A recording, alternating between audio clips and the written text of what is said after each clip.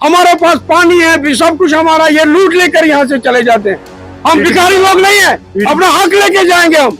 महबूबा मुफ्ती साहिबा ने जम्मू कश्मीर में तबाही और बर्बादी के अलावा कुछ नहीं लाया। मैडम महबूबा मुफ्ती ने ही बीजेपी को लॉन्च किया। नौजवानों को कब्रिस्तान का ही रास्ता दिखाते हैं, उसके बिना मैंने और कहीं पीडीपी को नहीं देखा।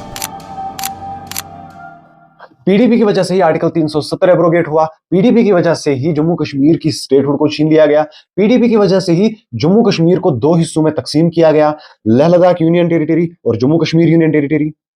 अब जम्मू कश्मीर में पीडीपी के जितने भी अपोनेंट्स हैं उनका तो यही नारा है, लेकिन ना सिर्फ पॉलिटिशियंस बल्कि यहाँ के लोग भी पीडीपी को 370-35 से यूनियन टेरिटरी, स्टेटहुड, बीजेपी को यहाँ लाने वाली सरकार समझते हैं। कश्मीर में it was the Mehbooba Mufti and the Abdullah themselves जिन्होंने एनरूट और एम्बेड किया है बीजेपी को कश्मीर में। अगर आपने पीएनएन के प्रीवियस वीडियोस देखे होंगे, हमने एक छोटा सा एनालाइज किया था आज के इलेक्शंस का, जिसमें हमने ये भी समझाया था इन मसलों का बिल जो पीडीपी के नाम पे फट रहा है, इससे पीडीपी को एक बैकफुट तो जरूर मिलेगा। लेकिन पीडीपी खुद इस बारे में क्या सोचती है वो जानने के लिए पीएनएन की टीम पीडीपी के एक कैंडिडेट अब्दुल कयूम भट्ट के पास पहुंची। और कयूम साहब, जिन्हें श्रीनगर की शाल्टिंग कंस्टिट्यूएंसी से इस बार मैंडेट हासिल हुआ है। 370 के खात्मे के बाद हमने देखा पीडीपी को एक बैकफुट मिला।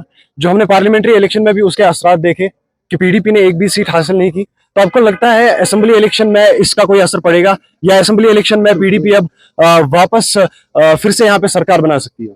देखो, आपको ये मैं बताऊं कि जो पार्लियामेंट इलेक्शन है उसमें 18 कॉन्स्टिट्यूंसी की एक कॉन्स्टिट्यूंसी होती है। तो उस वक्त हमने मोदी के खिलाफ वोट दिया।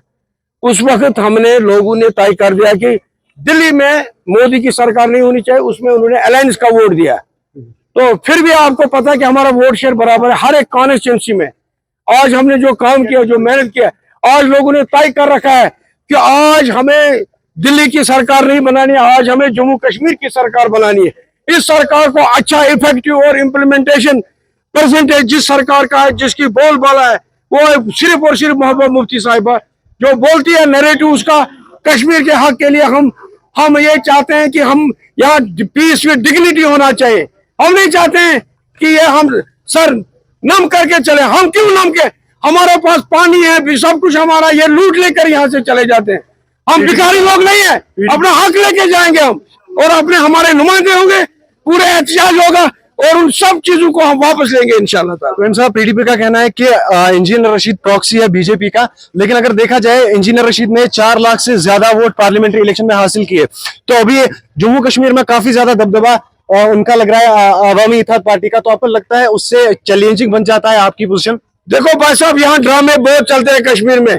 कश्मीरी कौम जब को तय करती है ना, जब उनको पता चलता है, उनको देर नहीं लगती है बदलाने में। आपको पता है इंजीनियर रशीद साहब, उसने वहां माजराज शुमारी का नारा चलाया, लोग निकल गए उसको निकालने के लिए, बाहर निकल। बाकी उनको पता है कि इंजीनियर रशीद कुछ करने वाला नहीं है, वो बिका हुआ बंदा है।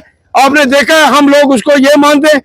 लोगों को सोचना चाहिए, हमें कश्मीर के उस लीडर को चुनना चाहिए जिसको कश्मीर का दर्द होगा। यहाँ अगर कल को बिके हुए लोग हैं उनको हम नकारते हैं। अगर कल को पीडीपी ने पूरी सीट हासिल नहीं कर पाई और सरकार नहीं बना पाई अपने दम पे, तो क्या पीडीपी किन सियासी जमातों के साथ कोalition करेगी? भाई साहब, बीजेपी को छोड़कर हम किसी के साथ भी, एनसी के साथ भी, देखो ये वक्त बताएगा। क्योंकि ये मैं आपको चैलेंज कहता हूं, जो भी यहाँ सरकार बनेगी पीडीपी के बगैर नहीं बन सकती है। अब 8 अक्टूबर को देखा जाएगा पीडीपी कितनी सीट हासिल करती है। नाज़रीन, मकामी और कौमी खबरों पर हमारा तबसरा ऐसे ही जारी रहेगा। फिलहाल इस एपिसोड में इतना ही। दीजिए इजाजत। खुदा हाफिज।